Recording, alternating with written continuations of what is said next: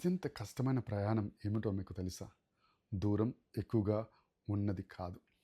మనం ప్రేమించిన వ్యక్తి మనతో పాటు నడవకుండా పోయిన తరువాత మొదలయ్యే ఆ ప్రయాణం. ఆ మనిషి మనల్ని వదిలి కొన్ని రోజులు అయ్యి ఉండవచ్చు. కొన్ని సంవత్సరాలు అయ్యి ఉండవచ్చు. అయినా ఇప్పటికీ వారి ఖాళీ కుర్చీ కనిపిస్తే గుండె బరువెక్కుతుంది. వారికి ఇష్టమైన పాట వినిపిస్తే కళ్ళల్లో నీళ్లు తిరుగుతాయి. ఒక్కసారైనా ఫోన్ చేసి మాట్లాడగలిగితే ఎంత బాగుండునో అని అనిపిస్తూ ఉంది. ఇలా మనం బాధపడుతూ ఉన్నామంటే మనం బలహీనులము అని అర్థం కాదండి. మనము నిజంగా వారిని ప్రేమించాము అని అర్థం. అలాంటి దుఃఖ స్థితిలో ఉన్నప్పుడు, అలాంటి బాధలో ఉన్నప్పుడు కూడా మనం ఒంటరి వారం కాదండి. దేవుడు మనకి తోడుగా ఉన్నారు.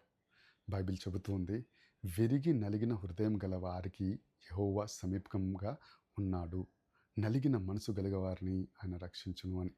కీర్తన గ్రంథం 34 అధ్యాయం 18 వచనం.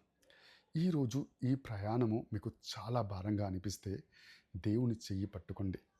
ఈ దారి మునుపటిలా ఉండకపోవచ్చు, కానీ దేవుడు మీతో ఉంటే మీరు ఈ ప్రయాణాన్ని ఒంటరిగా నడవవలసిన అవసరం లేదు. ఈ విషయం ఎప్పటికీ గుర్తుంచుకోండి. ప్రయాణం భారమైంది, అవును నిజమే. కానీ దేవుడు మనకి మరింత దగ్గరయ్యాడు. ఆయన ఓదార్పును, నే నేర్పును, ఒక ఆశను, ఒక నిరీక్షణను మనకి ఇస్తూ ఉన్నారు. కాబట్టి ప్రభు యందు సమాధానం కలిగి మనం బ్రతుకుదాం. దేవుడు మనల్ని దీవించునుగాక. ఆమేన్.